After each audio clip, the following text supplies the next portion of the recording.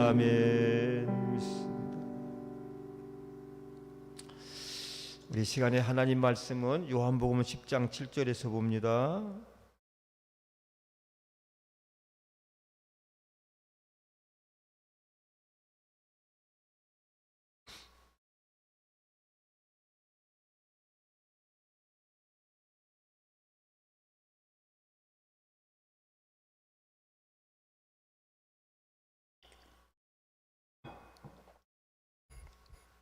요한복음 10장 7절부터 9절까지 다 같이 한 목소리로 봉독합니다. 시작. 그러므로 예수께서 다시 이르시되 내가 진실로 진실로 너에게 이르노니 나는 양의 문이라. 나보다 먼저 온 자는 다 절도요 강도니 양들이 듣지 아니하였느니라. 내가 문이니 누구든지 나로 말미암아 들어가면 구원을 얻고 또는 들어가며 나오며 꼴을 얻으리라. 아멘. 오늘 밤도 하나님 사랑하시면 아멘 하겠습니다. 아멘. 옆에 분, 앞에 뒤에 분 서로 인사합니다. 사랑하고 축복합니다. 사랑합니다. 축복합니다. 오늘도 감사합니다. 고난주간 특세를 통해서 한 주 쉬었던 성막론 강의 오늘 네 번째 시간입니다. 지난번 시간에 걸 잠깐 말씀을 복습해 볼까요? 성막은 무엇하는 곳인가 해서 지난번 말씀을 드렸어요. 성막은 뭐하는 곳일까? 무엇 때문에 하나님이 지으라고 말씀하셨나? 성막은 크게 네 가지로 중요하다 그랬어요. 첫째는 성막은 하나님께 예배하는 거룩한 장소, 예배의 장소예요. 오늘날은 예배당. 그 당시는 하나님께 예배라기보다는 제사하는 장소였죠. 제사나 예배나 같은 거지만 형식은 조금 달랐죠. 제사는 짐승을 잡아서 제물을 태워서 드렸고, 오늘 우리들의 예배는 이렇게 영과 진리로 하나님께 예배하는 건데 결국 하나님을 예배하는 것은 같아요.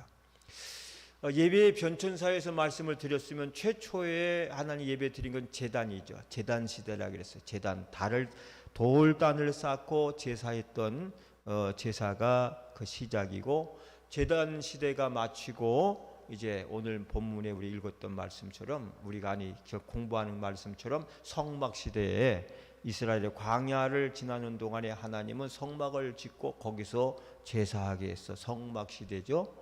이스라엘이 적과 꿀이는 가나안 땅에 들어가서 거기서 이제 민족 국가가 될 때 거기서 하나님께서 성전을 지으라 그래서 성전에서 예배를 드렸어요. 그게 성전 시대고, 그 성전이 예수님이 오실 때까지 지속되다가 예수님이 오신 다음에 마가의 다락방에 성령 강림으로 시작된 교회 예배 시대가 됐죠. 그래서 오늘날 우리는 교회 예배를 드리고 있어요. 제단, 성막, 성전, 예배, 교회 되죠. 두 번째 성막은 죄인을 만나주시는 장소예요. 죄인을 만나주시는 장소. 당시만 해도 죄를 범한 인간은 하나님을 만날 수가 없었어요. 만약에 죄를 범한 인간이 하나님을 만나면 반드시 죽어야만 했어요. 하나님을 볼 수도 없고 보면 죽어야만 됐어요. 그런데 하나님께서 그 하나님을 만나면 죽어야 되는 그 사람들의 죄를 사해 주시기 위해서 성막이라고 하는 거룩한 전을 만들어 놓고 거기서 너와 내가 만나자. 그리고 거기서 만날 때는 죽이지 않았다고요. 오직 살아서 하나님을 만날 수 있는 장소가 성막이었던 거죠. 출애굽기 10장 28절을 보면 이런 말씀이 있어요. 여러분 다 같이 읽으세요. 시작.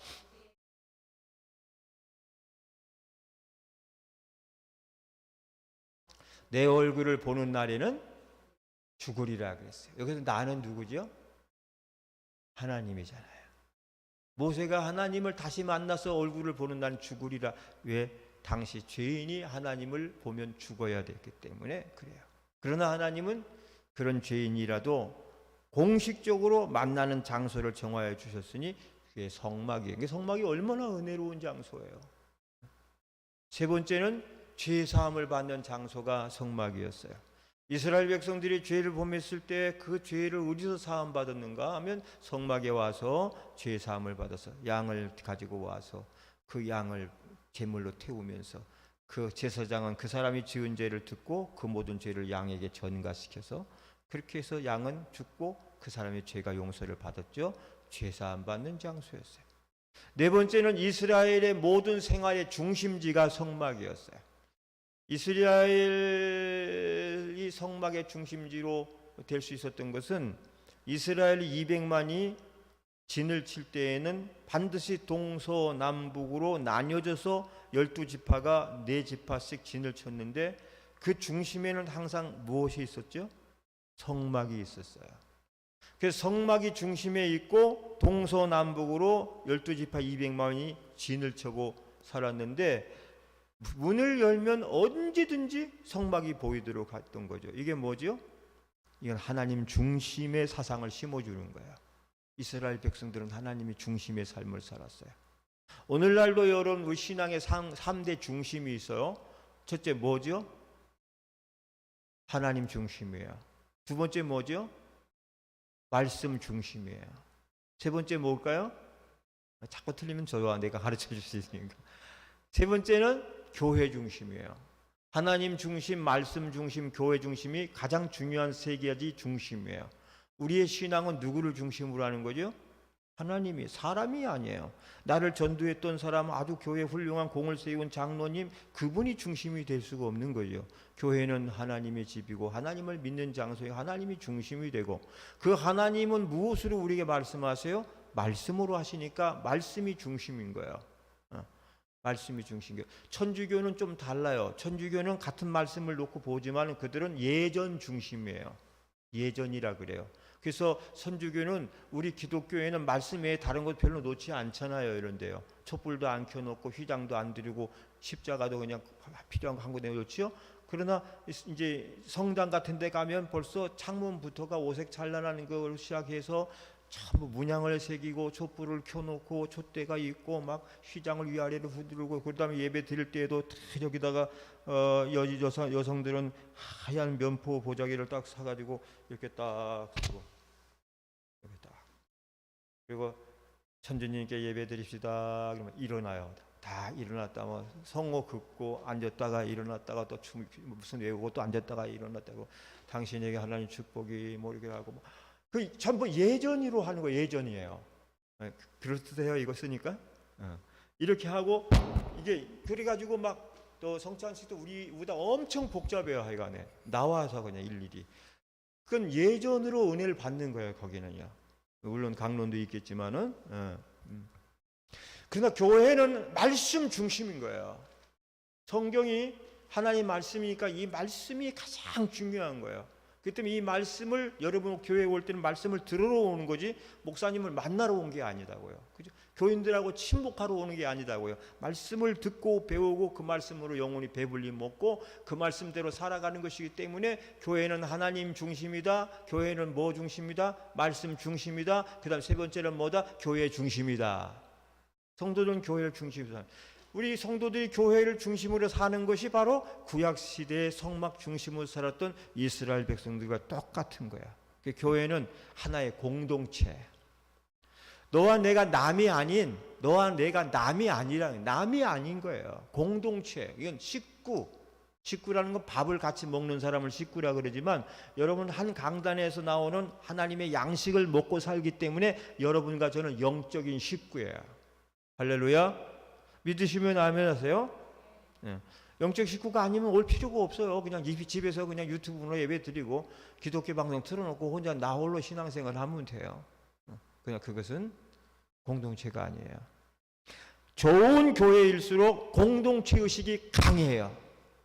유대감이 강해요. 참 밀착되어 있어요. 그러나 그렇지 못한 교회일수록 뭐가 강해요? 개인주의가 강해요. 개인주의가 강해요. 다 개인 따로따로 노는 거야. 10,000명이 모이면 뭐해요? 다 10,000명이 다 제각각인데 10명이 모여도 다 하나가 되는 거. 주님이 말씀하셨죠. 2-3사람 최소 단위는 2명인 거예요. 2사람 이상이라도 함께하면 합심이라 그랬죠. 힘을 하나로 모으면 이게 공동체인 거예요. 할렐루야. 주님은 우리가 공동체가 되라는 거예요. 합심해서 기도할 때 10명이라도 그게 들으지 10,000명이 모여 기도하는데 기도가 다 달라. 10,000가지로 생각이 다르게 모여. 그건 하나가 아닌 거죠. 여러분, 공동체 의식이 깨지면, 교회가 공동체 의식이 깨지면 방향 잃고 표류하는 배와 같아요. 어떻게 되죠? 얼마 안 가서 파손한다고요. 저와 여러분의 신앙의 공동체가 파손하지 않도록 하기 위해서는 공동체 의식으로 더 깊이, 더 가까이 영적으로 교제하고 그렇게 섬겨야 하는 점을 꼭 기억하시기 바랍니다. 자, 오늘은 이제 오늘 말씀은 성막문에 대해서 이제 가장 먼저 성막문을 들어가는 거예요. 성막의 문으로 들어가 봅시다. 자, 문 대신 예수 그리스도예요. 오늘 주제가 문 대신 예수 그리스도. 성막의 구조를 살펴보면 지난번에 한번 보았습니다만은 다시 한번 볼 필요가 있어요. 보면은 성막의 구조 보면은 3단계로 되어 있다 말씀했죠. 3단계 보면 여기가 자, 그 오른쪽이 여기가 문이죠. 문이에요. 여기 문을 열고 들어오면 성막뜰입니다. 성막뜰에서 여기 보면 성소로 들어가요. 성소가 있고 그 안에 또 있으면 지성소가 있어요. 그래서 성막뜰과 성소와 지성소 세 단계로 구분이 되어 있어요. 그런데 외부에서 이 성막 안으로 들어가는 문은 오직 하나예요. 여기 하나예요. 세상 건물들은 비상구도 있고 옆문도 있지만은 여기는 하나의 옆문, 뒷문, 비상구 만들지 못하게 했어요. 오직 문 하나만. 왜? 문은 하나. 주님 하나님께로 들어가는 문은 하나인 거예요. 그 문으로 들어가지 않으면 아까 말씀 읽은데 도둑이요 강돈이라 그랬거든요. 자, 그래서 이 문으로 들어가는 이 문을 성소 뜰로 들어가는 문이기 때문에 성소문이라 그래요. 뜰문이라. 뜰문. 그 다음에 문이 하나 또 있는데 요 안에 들어가면 성소로 들어가는 문이 있어요. 요걸 더 게이트. 이것을 성소문. 그 다음에 요거를 갖다가 지성소로 들어가는 문 해가지고 이것은 여러분 뭐라 그런지 알아요? 더 베일. 그래, 더 베일. 휘장. 거긴 휘장을 열고 들어가는 문인 거예요. 더 베일. 성막들에서 성소로 들어가는 것은 더 게이트. 그렇게 돼 있어요. 그래서 어쨌든지 간에 지성소 성소로 들어가든지 지성소로 들어가든지 어디를 먼저 들어가야 돼요? 성막문을 들어가야 돼요. 반드시 성소로 들어가고 지성소로 들어가기 위해서 거쳐야 되는 문은 이 뜰문인 거예요. 그런데 이 문은 바로 예수 그리스도를 상징하심을 믿으시기 바랍니다. 예수 그리스도예요. 요한복음 14장 6절을 다 같이 읽어봅니다. 예수께서 가라사대 시작. 예수께서 가라사대 내가 곧 길이요 진리요 생명이니 나로 말미암지 않고는 아버지께로 올 자가 없느니라 그랬어요. 그래서 아까 성막에 문을 들어가지 않고는 아버지 하나님께로 들어갈 수가 없어. 그래서 그 문은 예수님을 상징합니다. 오늘 이제 그럼 양과 예수님이 그 목자요 우리를 양이라고 말씀을 했어요. 아까 요한복음 10장 7절로 9절 말씀 한번 다시 보여줘요. 요한복음 10장 7절로 9절. 그러므로 예수께서 다시 이르시되 내가 진실로 너에게 말하노니 나는 뭐라? 양의 문이라. 왜 양의 문이라 그러냐면 양도 제사지들이 들릴 때 필요한 양도 그 문으로 들어가거든. 양을 데리고 들어가 양의 문이라. 그 다음에 나보다 먼저 온 자는 다 뭐요? 절도요 강도니 양들이 듣지 아니하였느니라. 그 다음에 내가 문이니 이게 성막 문이요 생명의 문이요 진리의 문이요 구원의 문이에요. 누구든지 나 예수님 문을 통하지 않고 글로 들어가지 않으면 들어가면 구원을 얻고 또 들며 나오며 나의 꼴을 양식을 영양 얻으리라 그랬어요.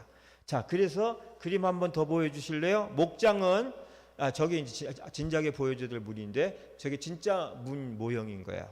저게 예수님 을 상징하는 문. 그 다음에 보세요. 자, 예수님이 목자고 우리가 양일 때에 다음 그림을 보면 이제 목장은 저렇게 생 울타리가 쳐져 있어. 생 울타리가 울타리가. 그리고 울타리 안에는 택함 받은 백성들이 살고 있어요.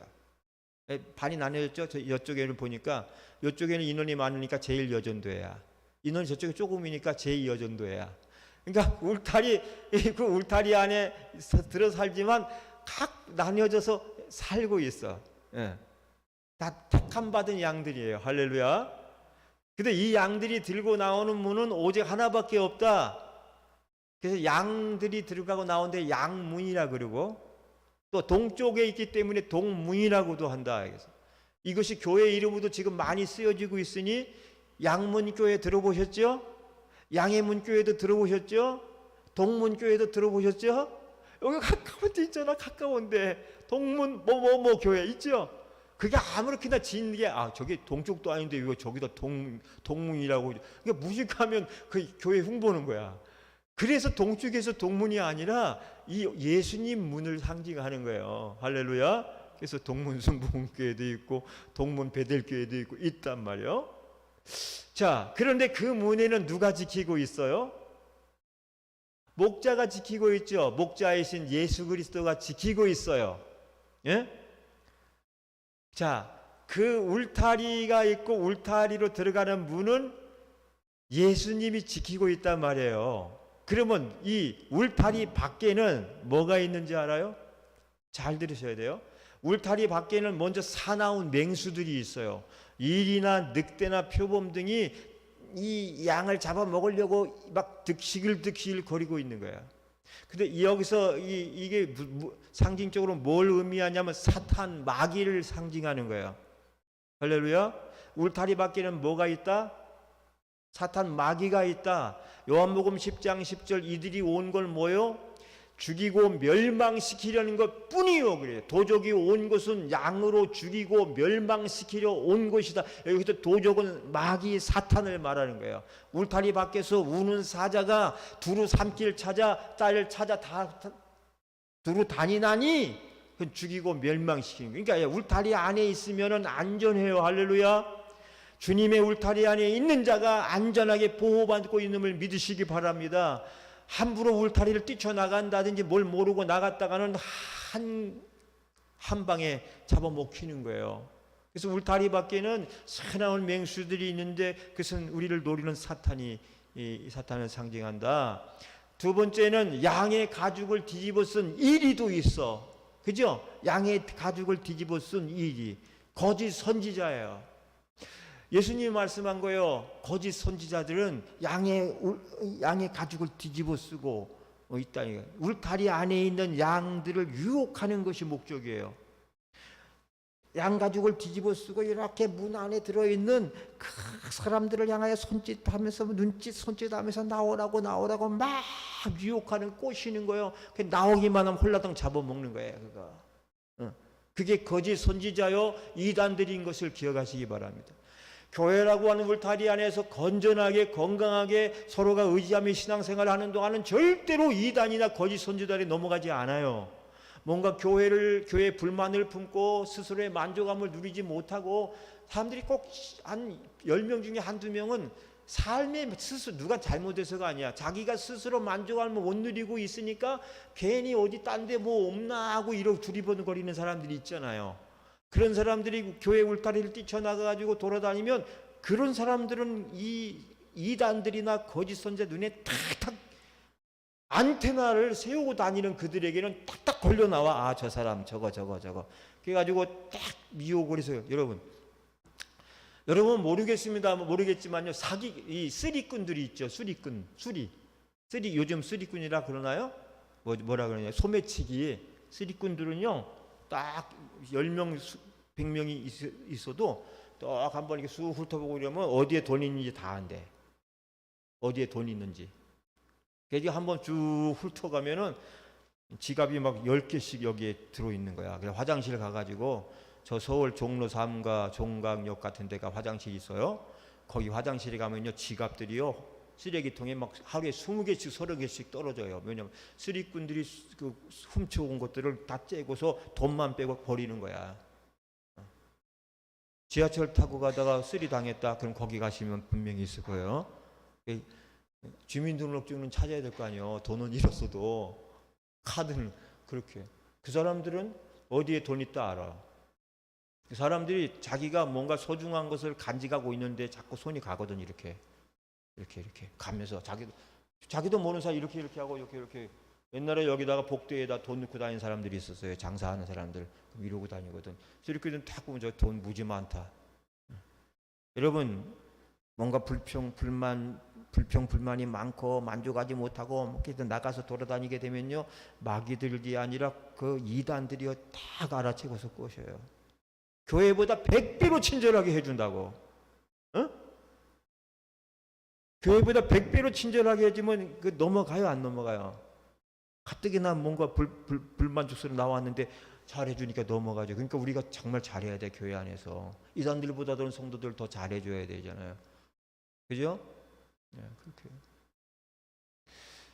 그래서 양의 가죽을 뒤집어 쓴 이리도 있어요. 그건 이단들이요, 거짓 선지자들도 있어요. 거짓 선지자. 그 다음에 어떤 게 있냐면 잃어버린 양이나 길 잃어버린 양들이 못 들어오고 있잖아요. 그 다음에 미혹받은 다른 양들도 있어요.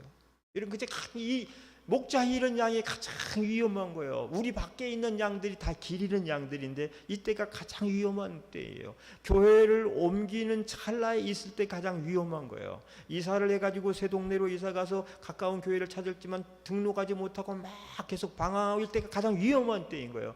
목자가 보호해 줄 수 없는 그 상황에 있잖아요.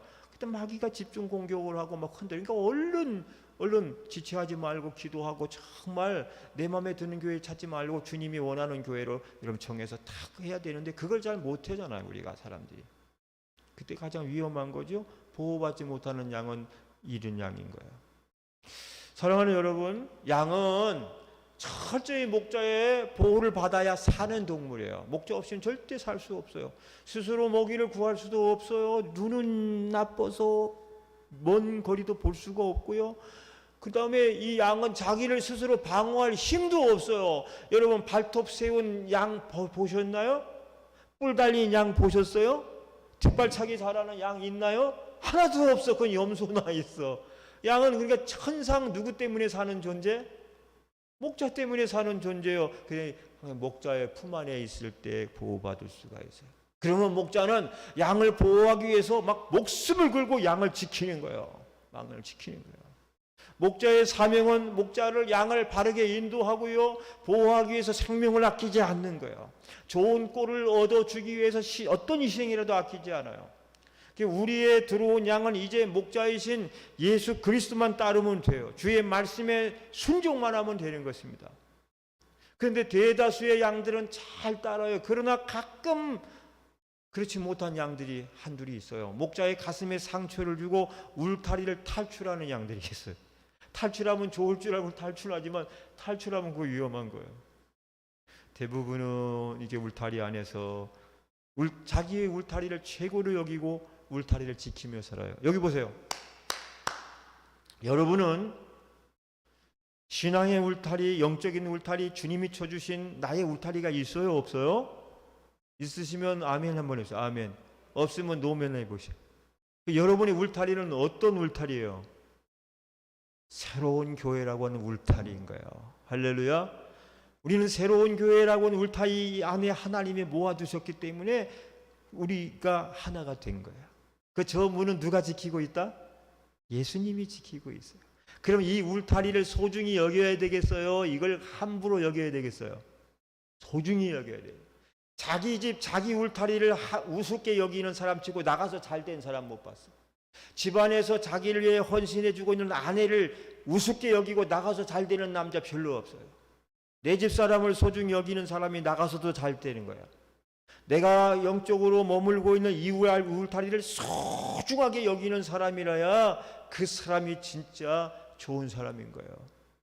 우리의 영적인 울타리를 세상의 최고 넘버원이라고 생각하고 믿고 가는 거예요. 아멘. 이 울타리를 소중히 여기지 않으면 넘어가는 거예요. 넘어가는 거예요.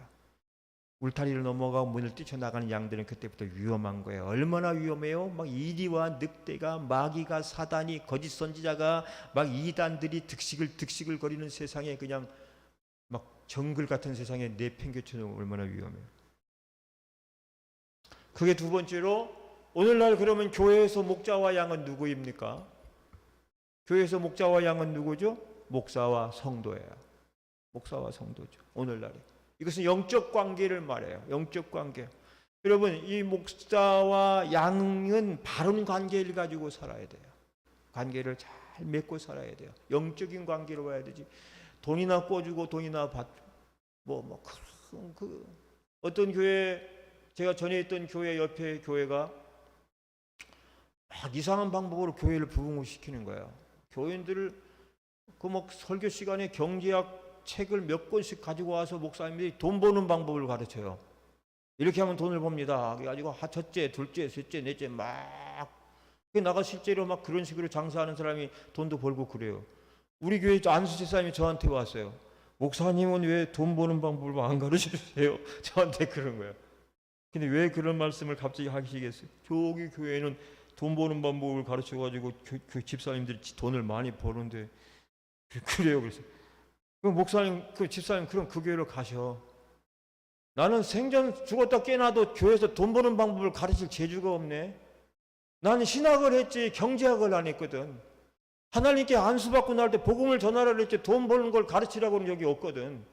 교회는 복음의 전당이어야 되지 교회가 전당포가 되면 안 되거든. 집사님도 돈 많이 벌고 살고 싶다면 거기로 가셔. 나는 그래서 한번 같이 웃었어. 여러분,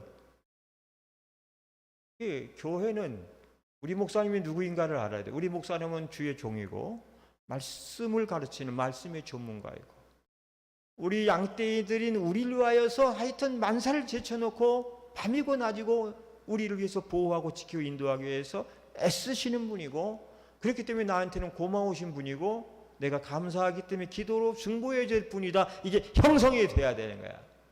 무슨 관계다? 영적인 관계다. 인간적으로 밥이나 많이 사주고 옷이나 막 몇 벌씩 해주면 그걸로 그런 되는 관계가 아니에요.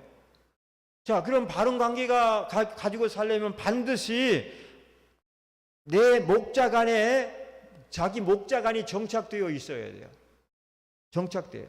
양은 자기 목자간에 정착되어 있어야 비로소 안심할 수가 있어요. 내 목자간. 여러분 성도들에겐 자기 목자가 있어요. 여러분은 자기 목자간에 정착되어 있습니까? 내 목자간에 정착되어 있으면 한번 아멘. 아멘. 왜 내 목자인가? 주님의 양인 나에게 절대 필요가 내 목자간인 거예요.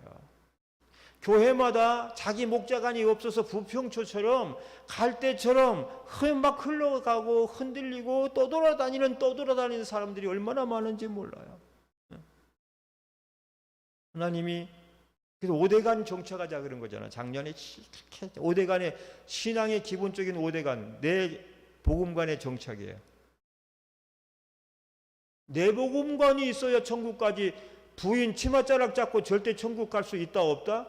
없는 거예요. 내가 믿어요. 내가 믿고 내가 가는 거예요. 할렐루야. 우리 차 권사님 남편 신랑 되시는 분이 혼자 교회 발걸음을 했다는 건 대단히 좋은 뉴스인 거예요. 어쩌면 아내 치맛자락 붙잡고 아내 손 의지해서 교회를 맨날 왔잖아. 아내가 깨워줘야만 오고 그러는데 이제 자기가 홀로 서기를 하는 것 같아. 아멘. 내 복음관이 정착돼야 내가 천국 가는 거예요. 여러분 자녀들이 언제까지는 여러분을 따라 교회 다니면 어느 순간 자기가 홀로 서기 할 때가 그때가 진짜 신앙인 거예요. 내가 볼 때 우리 아들은 아직 나만 너무 의존적인 것 같아. 걔가 한번 깨질 날이 있어야 될 것 같아. 자기 복음관 우뚝 서야 되는. 좀 아쉬워. 그 다음에 내 복음관 다음에 내 교회관에 정착해야죠. 아멘. 성도면 모름지기 자기 교회가 있어야 되는 거예요. 대한민국의 교회가 5만 교회인데 5만 교회가 다 내 교회라고 생각하면 안 되는 거죠. 하나님은 한 분이시지만 교회는 내 교회가 있어야 되는 거예요. 여러분의 교회는 어느 교회요? 새로운 교회야. 세 번째는 내 목자간에 정착이다. 여러분의 목자는 누구죠? 김용건 목사가 여러분의 목자예요. 나의 목자는 우리 김용건 목사다.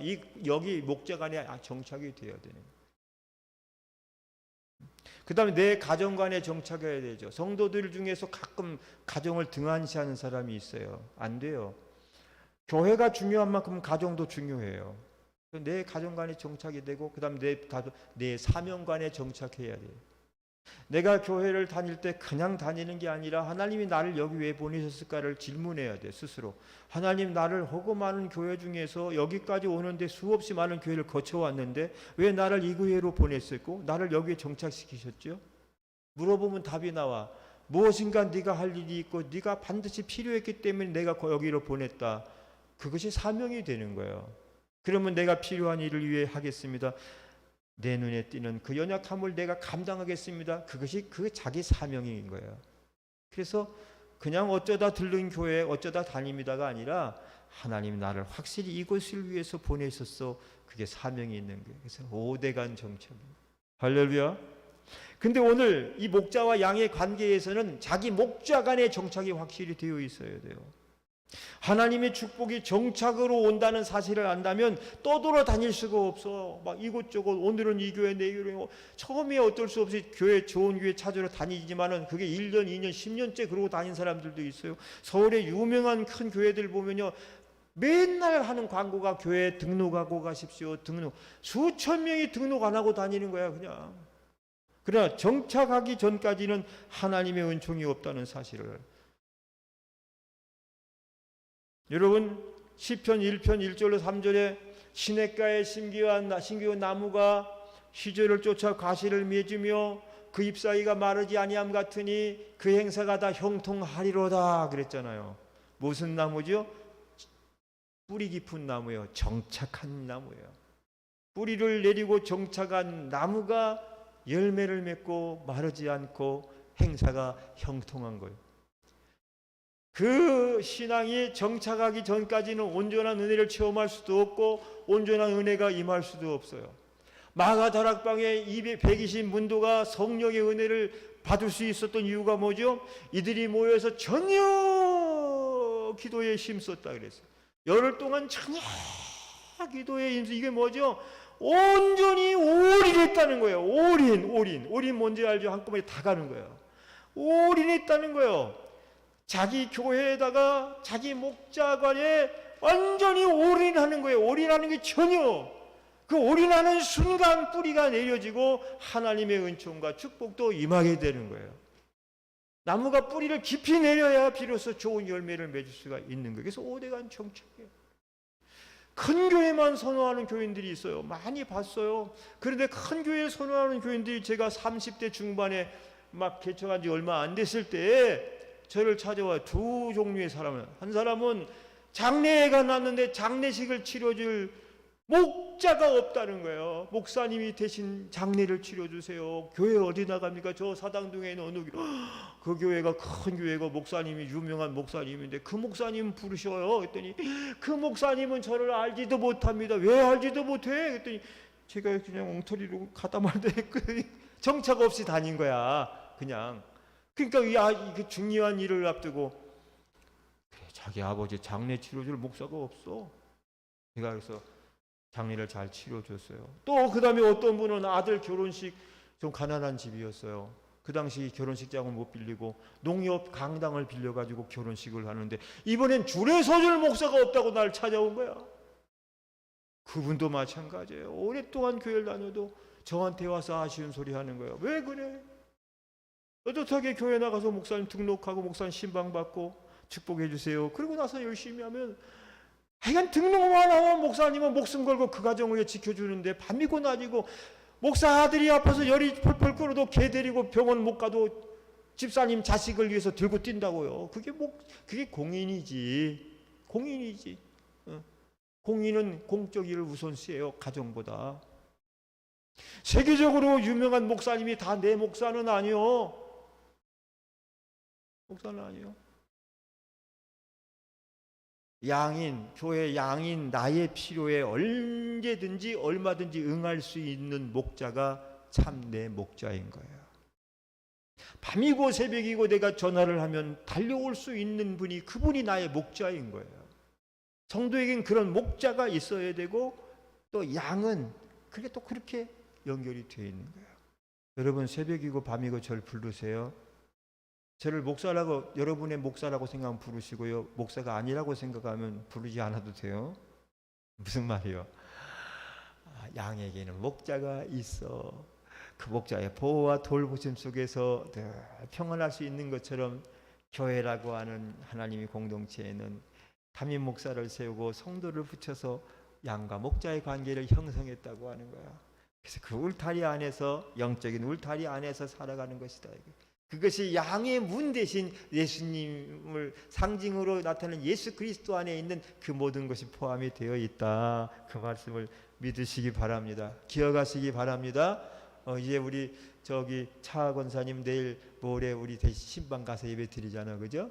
그것은 이제 등록은 이미 이 3월 달에 하셨지만 이제 그것을 통해서 김영건 목사님이 나의 목자입니다. 그걸 선언하는 시간인 거예요. 담임 목사로 인정 안 하면 신방 안 받아. 누구라도 그래요. 그죠? 신방을 안 받아.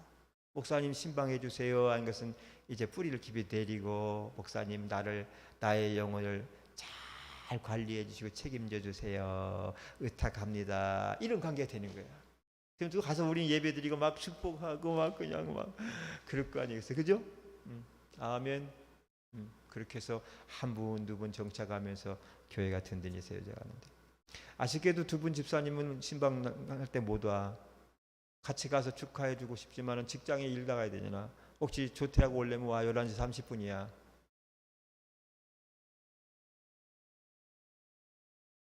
마지막 세 번째, 이 문은 동편 쪽에 있는 문이라 그랬어요. 동편 쪽.